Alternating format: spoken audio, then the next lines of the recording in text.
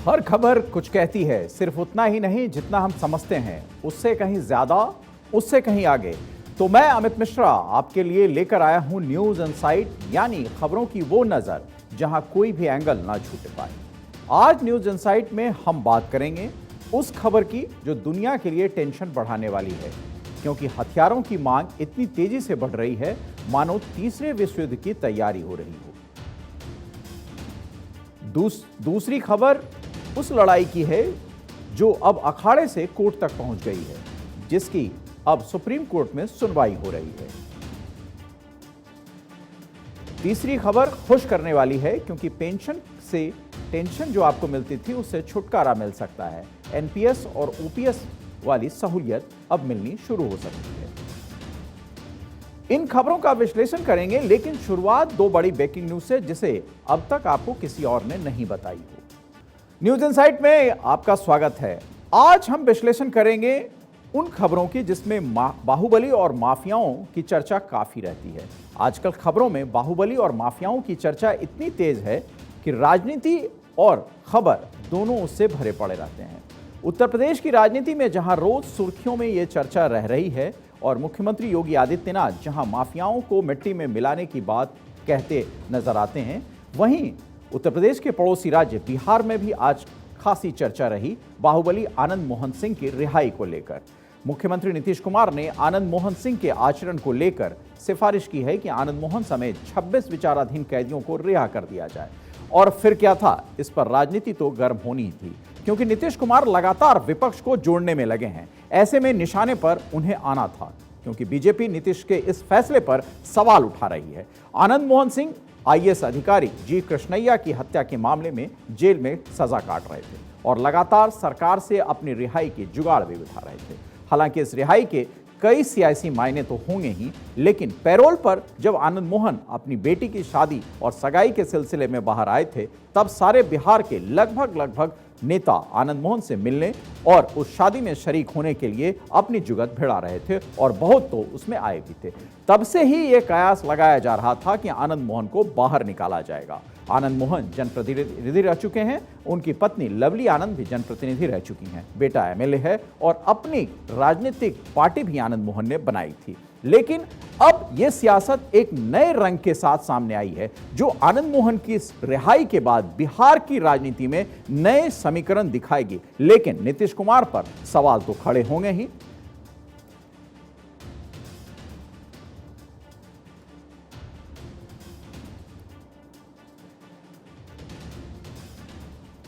तो news insight में हम बात कर रहे थे बाहुबली और माफियाओं की, खासतौर से जो आनंद मोहन को रिहा करने की बात आई है बिहार की राजनीति में, उसने खलबली मचा दी है।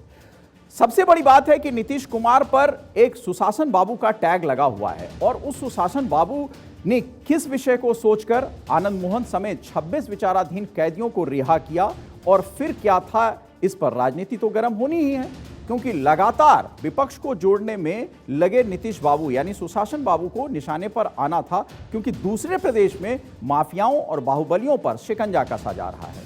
बीजेपी नीतीश के इस फैसले पर सवाल उठा रही है। आनंद मोहन सिंह आईएएस अधिकारी, जैसा कि मैंने बताया, जे कृष्णैया के हत्या के मामले में जेल में सजा काट रहे थे और अपनी रिहाई के लगातार जुगाड़ भी भिटा रहे थे। उनकी बेटी की शादी में वो पैरोल पर बाहर आते हैं और तब सत्ता के सारे समीकरण वो भिड़ाते हैं ताकि उनकी रिहाई हो जाए। खैर, सत्ता और राजनीति में ये तमाम चीजें बदस्तूर जारी रहती है, लेकिन बिहार की राजनीति में आनंद मोहन की रिहाई जो है वो बहुत बेहतर तरीके से एक नई सियासत को एक नए अंदाज में पेश करेगी। और राजनीति में ये क्या समीकरण होगी वो तो बाद में पता चलेगा, लेकिन खास तौर पर विपक्ष की एकता, जो इस विषय को नीतीश कुमार और तेजस्वी यादव लेकर चल रहे हैं, इसमें आनंद मोहन कैसे अपनी भूमिका निभाएंगे ये भी बहुत हद तक तय होगा। उससे पहले आप देखें हमारी ये खास रिपोर्ट आनंद मोहन पर।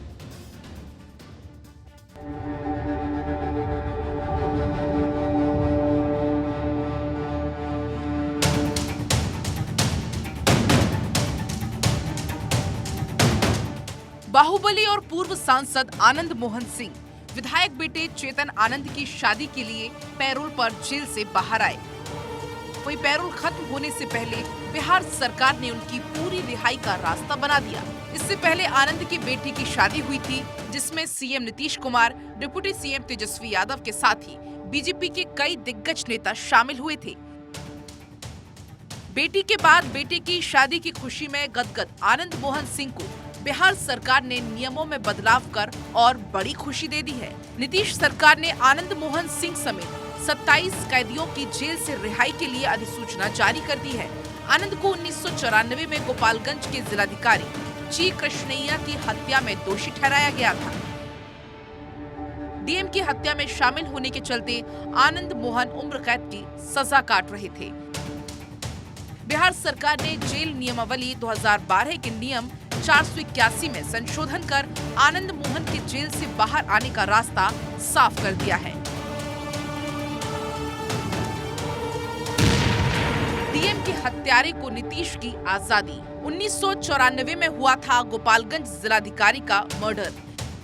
भीड़ ने 37 साल के जी कृष्णैया को कार से खींचा, सरेआम सिर में गोली मारकर कर दी थी हत्या। आनंद मोहन को डीएम की हत्या में दोषी करार दिया गया। कोर्ट ने 2007 में सुनाई मौत की सजा। पटना हाई कोर्ट ने 2008 में मौत को उम्र कैद में बदला। नीतीश सरकार ने संशोधन कर रिहाई का रास्ता बनाया। मायावती ने नीतीश से फैसले पर दोबारा विचार करने को कहा। बीजेपी ने सुशासन बाबू के फैसले पर उठाए सवाल।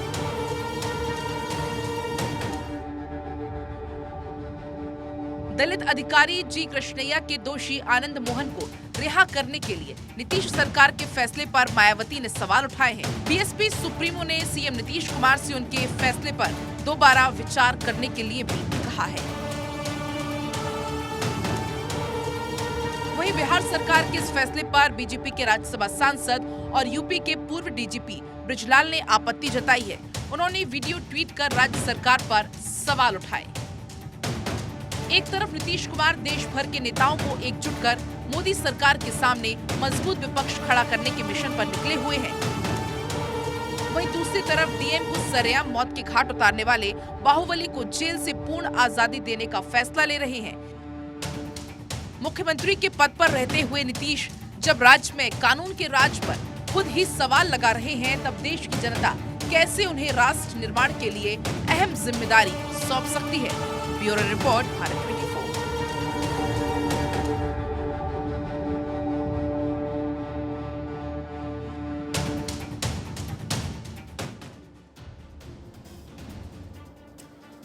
बिहार की राजनीति और खास तौर से कोसी क्षेत्र में एक जमाना था जब आनंद मोहन का जलवा था और आनंद मोहन के अलावा एक और जो बाद में राजनेता बने पप्पू यादव, इन दोनों का टकराव भी बार बार सुर्खियों में रहता था। और यही नहीं, बिहार के तमाम वो शहर, वो जिले और वो लोग जो आनंद मोहन की जाति से जुड़े हुए थे, उसको आनंद मोहन एक रोल मॉडल की तरह पसंद भी आते थे। खैर, उसके बाद ये मामला कोर्ट गया, आनंद मोहन पर हत्या का मामला आया और कोर्ट ने कोई सजा में रिलीफ नहीं दी। अब बिहार सरकार ने आनंद मोहन को जेल से बाहर निकालने पर सारे एक नियम कानून पर अपनी मुहर दूसरे तरीके से लगाई है और उस पर राजनीति ने अपनी और टिप्पणी कर दी है। खैर, अब एक दूसरी और बड़ी खबर की तरफ हम रुख करेंगे।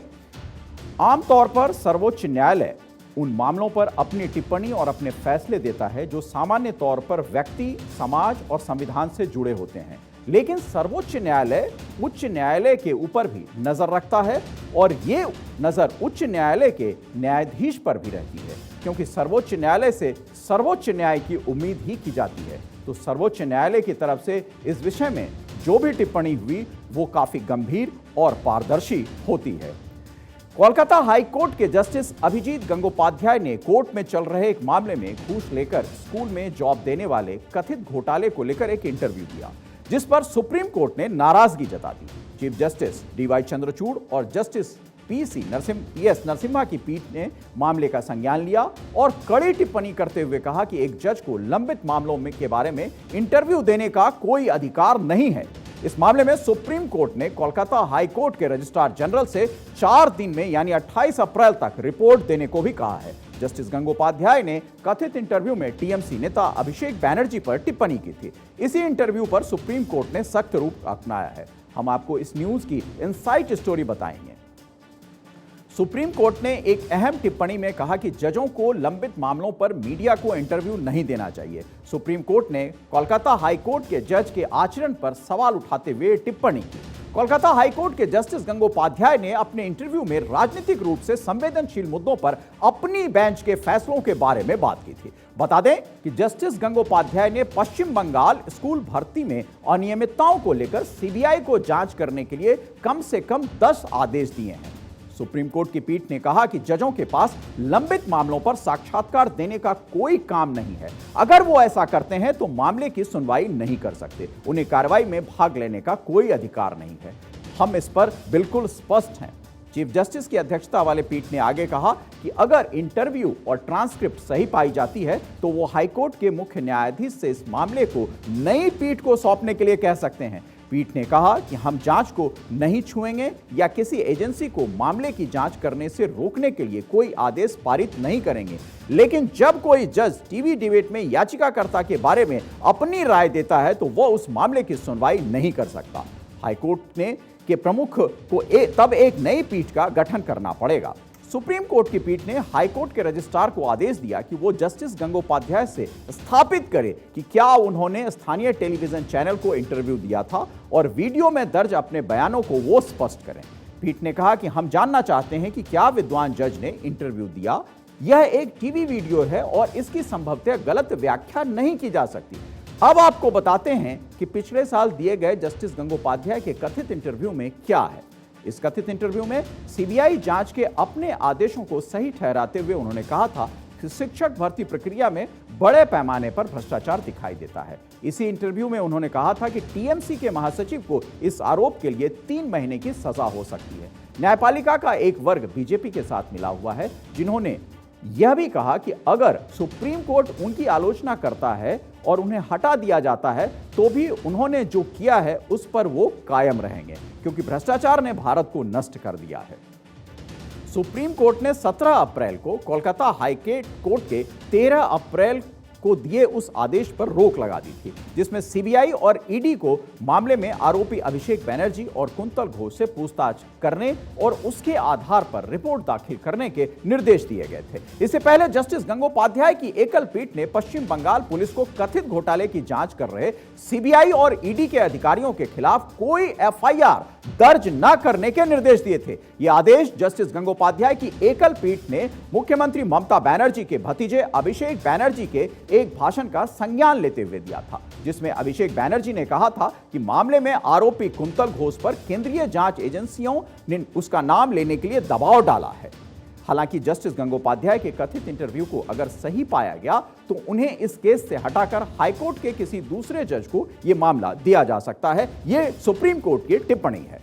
बंगाल का शिक्षक भर्ती घोटाला 2014 का है, जिसमें तब पश्चिम बंगाल स्कूल सर्विस कमीशन ने सरकारी स्कूलों में शिक्षकों की भर्ती निकाली थी, जिसकी प्रक्रिया 2016 में शुरू हुई थी। उस वक्त पार्थ चैटर्जी शिक्षा मंत्री थे। इस मामले में गड़बड़ी की कई शिकायतें कोलकाता हाईकोर्ट में दाखिल हुई थी। याचिकाकर्ताओं का आरोप था कि जिन कैंडिडेटों के नंबर कम थे उन्हें मेरिट लिस्ट में टॉप पर रखा गया। कुछ कैंडिडेट का मेरिट लिस्ट में नाम न होने पर भी उन्हें नौकरी दे दी गई। ऐसे लोगों को भी नौकरी देने के आरोप लगे जिन्होंने टीईटी परीक्षा भी पास नहीं की थी। सीबीआई ने पिछले साल 30 सितंबर को पहली चार्जशीट पेश की। इसमें पूर्व शिक्षा मंत्री पार्थ चैटर्जी समेत 16 लोगों के नाम थे। ईडी ने पार्थ चैटर्जी को उनकी करीबी अर्पिता मुखर्जी को गिरफ्तार किया था। इसी मामले में पार्थ 23 जुलाई 2022 से जेल में हैं और उनकी जमानत याचिकाएं खारिज हो चुकी हैं। उधर सुप्रीम कोर्ट ने एक दूसरे मामले की सुनवाई में साफ कहा है कि अगर विधानसभा में सरकार कोई विधेयक पारित करवाती है तो राज्यपाल उस बिल पर तुरंत संज्ञान लेते हुए उस पर मुहर लगाएं और उसे रोके नहीं। कुश्ती हर वक्त अखाड़े में होती है, जहां दो पहलवान लड़ते हैं, एक दूसरे को पछाड़ते हैं, कोई जीतता है कोई हारता है, फिर दोनों हाथ मिलाते हैं और यही कुश्ती की भावना है। लेकिन हो कुछ और रहा है। जंतर मंतर पर बैठी हमारी महिला और पुरुष पहलवान जो भारत के लिए कई मेडल जीत चुके हैं, आज अपनी लड़ाई फिर दोबारा लड़ रहे हैं। लेकिन ये रेसलिंग एरिया नहीं है, यहाँ कुश्ती भी नहीं है, सत्याग्रह है और मांग के लिए हर कोशिश है, जो किसी दंगल से कम नहीं अब है। दिल्ली के जंतर मंतर पर एक बार फिर महिला पहलवानों ने भारतीय कुश्ती संघ WFI के अध्यक्ष ब्रजभूषण शरण सिंह के खिलाफ धरने की बैठी है और धरने को शुरू किया है। धरने को 3 दिन हो गए हैं। इस दौरान उन्हें भारी समर्थन भी मिल रहा है। इस बीच सुप्रीम कोर्ट भी 7 महिला रेसलर्स की याचिका पर सुनवाई करने के लिए राजी हो गया है। सुप्रीम कोर्ट ने कहा है कि पहलवानों ने याचिका में यौन उत्पीड़न के गंभीर आरोप लगाए हैं। इन पर विचार किए जाने की जरूरत है। अब इस मामले को शुक्रवार को सुनवाई पर रखा गया है। पहलवानों की तरफ से वरिष्ठ वकील कपिल सिब्बल ने कहा कि पहलवानों की मांग पर FIR तक नहीं हुई और सर्वोच्च न्यायालय के बनाए नियम के मुताबिक FIR तो तुरंत होनी चाहिए थी। इस पर चीफ जस्टिस DY चंद्रचूड़ ने WFI अध्यक्ष और बीजेपी सांसद ब्रजभूषण शरण सिंह के खिलाफ अब तक FIR दर्ज न करने पर दिल्ली पुलिस को नोटिस जारी किया है। इसके अलावा 7 महिला शिकायतकर्ताओं के नाम जुडिशियल रिकॉर्ड से हटाने के लिए कहा है ताकि इनकी पहचान सामने न आ पाए। बता दें कि इन 7 महिला रेसलर्स ने सोमवार को ब्रजभूषण शरण सिंह के खिलाफ FIR दर्ज करने के लिए याचिका दायर की थी। सुप्रीम कोर्ट मामले की सुनवाई के लिए तैयार हो गया है। इस मामले की पैरवी कर रहे वकील कपिल सिब्बल के अलावा धरने पर बैठे पहलवानों और WFI के अध्यक्ष ब्रजभूषण शरण सिंह का क्या कुछ कहना है इस मामले को लेकर, उसे बारी बारी आपको सुनाते हैं। ये रिट पिटिशन फाइल हो चुकी है, आज मेंशन भी होगी और ये श्रेय नरेंद्र हुड्डा को जाता है। मैंने उनसे बात की और मैंने कहा कि मैं अपना प्लेटफॉर्म जो इंसाफ के सिपाही है उसमें पूरी मदद करने के लिए तैयार हूँ, तो हम जो भी हो सकता है करेंगे। सुप्रीम कोर्ट ने हमारा केस जो लिया है, हम बहुत बहुत शुक्रगुजार हैं। हमारे जो सुप्रीम कोर्ट है उनके, हमारे जो सुप्रीम कोर्ट में CID चंद्रचूड़ सर जो है, हम लड़कियों का इतना सेंसिटिव मुद्दा उन्होंने अपने संज्ञान में लिया है। दिल्ली पुलिस को नोटिस दिया है कि आप FIR कीजिए और क्यों नहीं FIR की है उसके ऊपर हमें जवाब दीजिए। और जितने भी हमारे पूरा देश से हमें समर्थन मिल रहा है। सुप्रीम कोर्ट में है तो क्यों बोला जाए? जब मामला सुप्रीम कोर्ट में है तो खिलाड़ियों के आरोप में कोई दम है? सुप्रीम कोर्ट में मामला है, अब सुप्रीम कोर्ट नहीं करेगा। कोई दम है आरोप में? Supreme court. तो आप सुन रहे थे जो इस मामले की पैरवी कर रहे हैं वकील कपिल सिब्बल और जो याचिकाकर्ता हैं वो, और जिन पर आरोप लग रहा है उन तीनों के का इस बारे में क्या कहना है, उन्होंने अपनी अपनी टिप्पणी की है।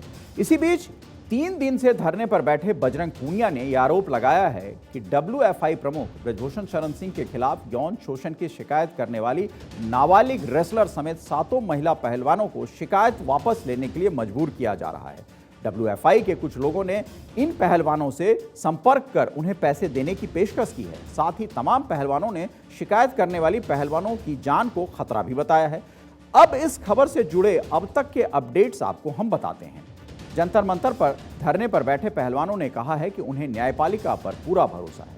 उनके धरने को हर वर्ग का साथ मिल रहा है।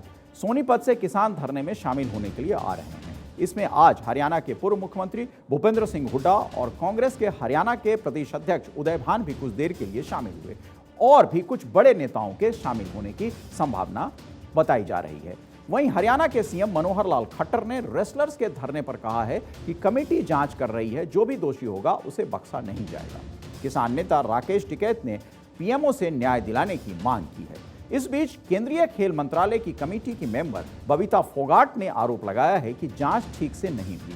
उन्हें रिपोर्ट पढ़ने तक नहीं दी गई, रिपोर्ट हाथ से छीन ली गई, बदतमीजी भी की गई। बबीता फोगाट ने सभी की सहमति से रिपोर्ट न बनने की बात भी कही। वहीं पूरे मामले में WFI ने कहा है कि पहलवान संस्थाओं पर दबाव बनवाकर कमेटियां गठित कराते हैं। जब जांच फैसले तक ना पहुंच जाए तो सबको गलत साबित करने की ये कोशिश उनकी होती है। सिस्टम और कानून में विश्वास न दिखाकर शक्ति प्रदर्शन करना उचित नहीं है।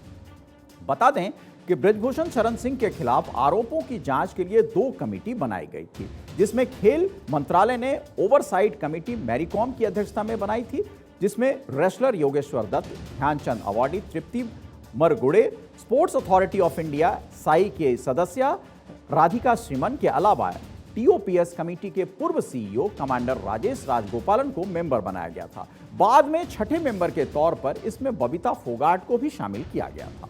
वहीं दूसरी जांच committee Indian Olympic association IOA ने बनाई थी। 7 सदस्यीय इस कमेटी की अध्यक्ष भी बॉक्सर मैरी कॉम को ही बनाया गया था।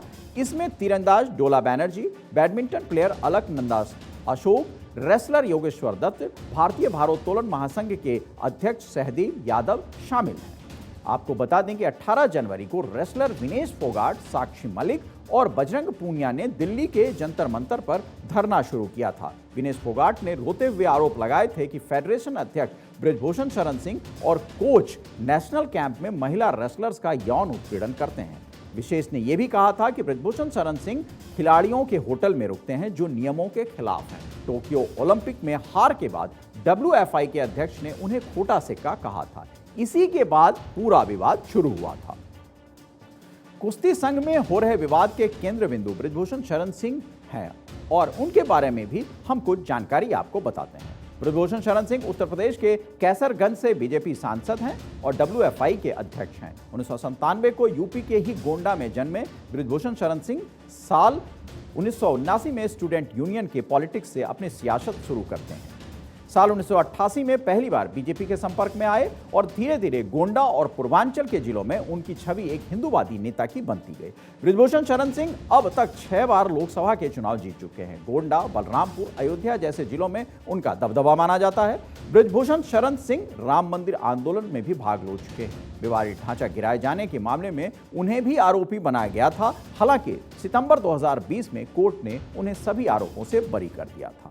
बृजभूषण शरण सिंह और उनकी पत्नी दोनों को हथियारों के बड़ा शौकीन के तौर पर माना जाता है। दोनों के पास 5 हथियार हैं, जिसका ब्यौरा उन्होंने हलफनामे में भी दिया था, जिसके मुताबिक उनके पास एक पिस्टल, एक राइफल, एक रिपीटर है, जबकि उनकी पत्नी के नाम पर भी एक राइफल और एक रिपीटर है। बृजभूषण शरण सिंह का गोंडा में मकान, जमीन तो है ही, इसके अलावा लखनऊ में कमर्शियल और रेजिडेंशियल प्रॉपर्टीज भी हैं।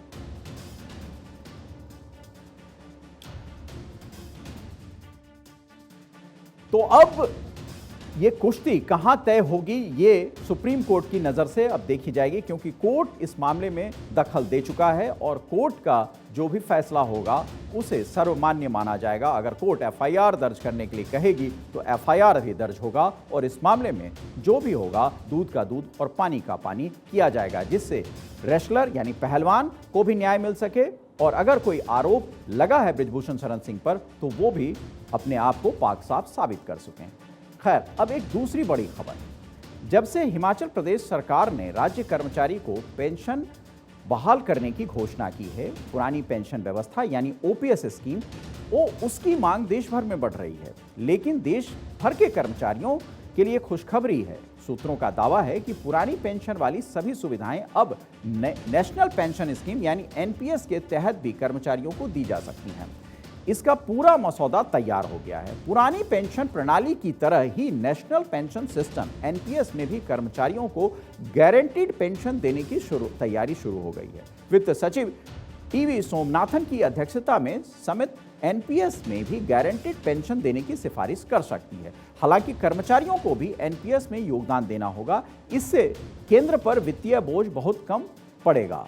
लेकिन कुछ राज्य हैं जहां पुरानी पेंशन प्रणाली यानी OPS लागू है, जिसमें राजस्थान, छत्तीसगढ़, झारखंड, हिमाचल प्रदेश और पंजाब भी शामिल हुए हैं। वो पुरानी पेंशन व्यवस्था को लागू कर चुके हैं। पुरानी पेंशन प्रणाली के तहत कर्मचारियों की आखिरी सैलरी का 50% हिस्सा हर माह पेंशन के रूप में दिया जाना तय है और वो दिया जा रहा है कई राज्यों में जो कांग्रेस शासित प्रदेश हैं या विपक्ष के पंजाब का सूबा भी उसमें आता है। जबकि NPS में पेंशन किए गए अंशदान के आधार पर मिलती है। इसी को अब सरकार गारंटीड पेंशन के रूप में देने का प्लान बना रही है।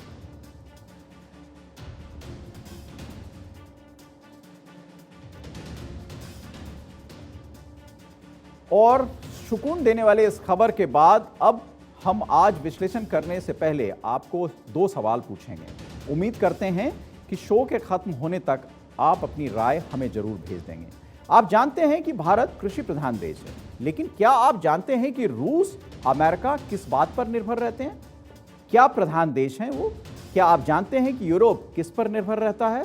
इंतजार करेंगे आपके जवाब का। लेकिन अब बात करते हैं दुनिया में बढ़ रही हथियारों के दौड़ की। Stockholm International Peace Research Institute SIPRI की एनुअल रिपोर्ट में बताया गया है कि दुनिया ने साल भर में डिफेंस और हथियारों पर 2.24 ट्रिलियन यानी 183 लाख करोड़ रुपए खर्च किए हैं। ये दुनिया में अब तक का मिलिट्री पर किया गया सबसे ज्यादा का खर्च है। केवल यूरोप महाद्वीप में ही जंग के चलते डिफेंस के खर्चे में एक साल में 13% की बढ़ोतरी हुई है। लेकिन क्या आपको पता है कि यूरोप और अमेरिका ब्रिटेन में पिछले 60 सालों में सबसे ज्यादा महंगाई के स्तर पर क्यों आए हैं? लोग सड़कों पर क्यों हैं? महंगाई से वहां जनता त्राही त्राही क्यों कर रही है? फिर इतना बड़ा हिस्सा डिफेंस पर खर्च क्यों किया जा रहा है? दरअसल इन सब के पीछे की वजह जानकर आप हैरान हो जाएंगे। इसलिए हमने आपसे यह सवाल पूछा था कि जैसे भारत एक कृषि प्रधान देश है, वैसे ही अमेरिका की इकोनॉमी हथियारों से चलती है। अमेरिका हथियार प्रधान देश है, तो सीधी बात है कि अमेरिका के हथियार बिकेंगे तो वहां की इकोनॉमी मजबूत होगी। रूस हथियार प्रधान देश है, वहां भी हथियार बिकेंगे तो इकोनॉमी मजबूत होगी। सिंपल और साधारण भाषा में समझाएं तो रूस और अमेरिका का माल यानी हथियार बिकेगा तो इन दोनों की आर्थिक मंदी दूर होगी। आपको जानकर हैरानी होगी कि जब से जंग शुरू हुई है यानी रूस यूक्रेन जंग, उसके बाद रूस के ऊपर दुनिया भर के प्रतिबंध लगाए जाने के बाद भी रूबल कमजोर नहीं हुआ। जब अब अमेरिका भी चाहता है कि उसका डॉलर मजबूत ही रहे, इसलिए वो चाहता है कि दुनिया में वॉर जैसा माहौल या वॉर होता रहे ताकि अमेरिका अपना हथियार बेच सके। जिस नाटो के नाम पर रूस को धमकाया जा रहा है, उस नाटो को सबसे ज्यादा हथियार अमेरिका बेचता है और खर्च सारे यूरोप को उठाना पड़ता है। अमेरिका नाटो के जरिए अपनी मंदी दूर कर रहा है। यूरोप के लोग नाटो से बाहर निकलने के लिए सड़कों पर हैं, लेकिन युद्ध रुक नहीं रहा है, क्योंकि युद्ध तब तक नहीं रुकेगा जब तक मंदी दूर नहीं हो जाती। आपने देखा होगा कि इस युद्ध में भारत तटस्थ है और रूस और अमेरिका दोनों ही भारत का साथ आना चाहते हैं अपने अपने पक्ष में।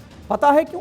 क्योंकि दोनों को भारत से बहुत उम्मीद है। भारत उनसे हथियार खरीदेगा, लेकिन भारत अब स्वावलंबी हो रहा है, खुद के हथियार बना रहा है और सिर्फ बना नहीं रहा, भारत हथियार दुनिया में बेच भी रहा है। अब भारत अमेरिका और रूस पर निर्भर नहीं रह रहा है। भारत ने अपना रक्षा बजट भी बढ़ाया है, लेकिन हथियारों के मामले में चीन से कहीं आगे भी हम जा रहे हैं। अकेले चीन की बात करें तो वो हर साल 200 अरब डॉलर से ज्यादा अपनी सेना पर खर्च कर रहा है। 2023 के बजट में चीन का रक्षा बजट और रक्षा खर्च जो था वो बढ़कर 1.55 ट्रिलियन युआन लगभग 225 बिलियन डॉलर हो गया। यह 2022 के बजट से 7.2% अधिक है और यह सैन्य खर्च में लगातार 8वें साल वृद्धि हुई है। SIPRI की रिपोर्ट के मुताबिक चीन ने ताइवान और साउथ चाइना सी पर अमेरिका से बढ़े विवादों के बीच अपने डिफेंस बजट में तेजी से बढ़ोतरी की है। अमेरिका के बाद चीन मिलिट्री पर सबसे ज्यादा पैसा खर्चा करने वाला दूसरा देश बन गया है। दुनिया में सबसे ज्यादा अमेरिका का सैन्य खर्च है, जो इस वर्ष के लिए 842 अरब डॉलर निर्धारित किया गया है। भारत से उसकी तुलना करें तो उसका बजट भारत के बजट से लगभग 4 गुना ज्यादा हो गया है। भारत ने अपने डिफेंस पर पिछले साल यानी 2022 में 6 लाख करोड़ रुपए खर्च किए थे, जबकि चीन ने 23 लाख करोड़ का खर्च किया था। दरअसल चीन दुनिया की महाशक्ति बनना चाहता है, अमेरिका को टक्कर देना चाहता है, इसलिए हथियारों की होड़ में दुनिया में दूसरे नंबर पर वो है। हमने आपको पहले ही बताया था कि अमेरिका की तो अर्थव्यवस्था ही हथियारों पर टिकी हुई है। रिपोर्ट में बताया गया है कि सेंट्रल ऑफ वेस्टर्न यूरोप ने मिलिट्री पर 1989 में शीत युद्ध के दौर से भी ज्यादा खर्च किया है। इन देशों ने डिफेंस पर 28 लाख करोड़ रुपए खर्च किए। वहीं SIPRI के मुताबिक अमेरिका ने रिकॉर्ड महंगाई के बावजूद अपने डिफेंस बजट पर खर्च किया है, जो पूरी दुनिया के डिफेंस बजट का 39% है, जबकि अमेरिका में महंगाई 1989 से सबसे ऊंचे स्तर पर है। अगर लोग सड़कों पर ना आते और महंगाई नहीं बढ़ी होती तो अमेरिका भी अपने डिफेंस पर और भी खर्च कर सकता था। अमेरिका के डिफेंस बजट में इजाफे की वजह यह भी है, यूक्रेन जंग को मानी जा रही है। 2022 में अमेरिका ने यूक्रेन को सैन्य सहायता देने के लिए 1 लाख करोड़ रुपए खर्च किए हैं। जिस ब्रिटेन में महंगाई ने 3 प्रधानमंत्रियों की बलि ले ली, उस ब्रिटेन ने भी यूक्रेन को मदद देने के लिए सैन्य खर्च में रिकॉर्ड महंगाई के बीच बढ़ोतरी की है। 2022 में वहां 562 करोड़ रुपए खर्च किए गए। आखिर हथियारों के लिए इतना खर्च क्यों किया जा रहा है? क्या ये तीसरे विश्व युद्ध के संकेत तो नहीं है? क्योंकि दुनिया का हर देश हथियारों को इकट्ठा कर रहा है। नॉर्थ कोरिया का सन की तानाशाह हर दूसरे दिन मिसाइल टेस्ट करता रहता है। पिछले दिनों तो उसने दुनिया की सबसे आधुनिक तकनीक वाली हावसोंग 18 का परीक्षण किया, जिसकी जद में सारा अमेरिका आता है। किम जोंग के मुल्क में खाने के लिए लोगों के पास अनाज नहीं है, लेकिन हथियारों की कोई कमी नहीं है। तो वहीं अरब देश भी अपने यहाँ हथियारों को इकट्ठा कर रहे हैं। आपको बता दें कि सऊदी अरब ने 2022 में मिलिट्री पर खर्च को एक साल में 16% बढ़ाया है, जो 2018 के बाद सबसे ज्यादा है। पिछले साल सऊदी ने अपनी सुरक्षा में 6 लाख करोड़ रुपए खर्च किए थे। वहीं नाटो देश के डिफेंस खर्च में भी 0.9% की बढ़ोतरी दर्ज की गई। 2022 में नाटो देश ने अपनी सुरक्षा पर 1232 बिलियन खर्च किए थे। सोचिए नाटो देशों को किस बात का डर, जो इतनी भारी रकम खर्च कर रहे हैं। दरअसल नाटो देशों को डर नहीं है, डराकर नाटो देशों को शामिल करने का एक माहौल बनाया जा रहा है। रूस के डर के कारण फिनलैंड ने नाटो की सदस्यता ग्रहण कर ली है। स्वीडन लाइन में लगा है। एक साल पहले तक दोनों देश नाटो में शामिल होने से मना कर रहे थे।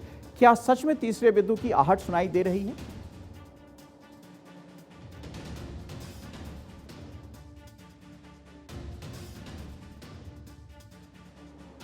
न्यूज इनसाइट में आज इतना ही, और आपका मार्गदर्शन हमें मिलता रहे। खबरों में बने रहने के लिए देखते रहिए भारत 24।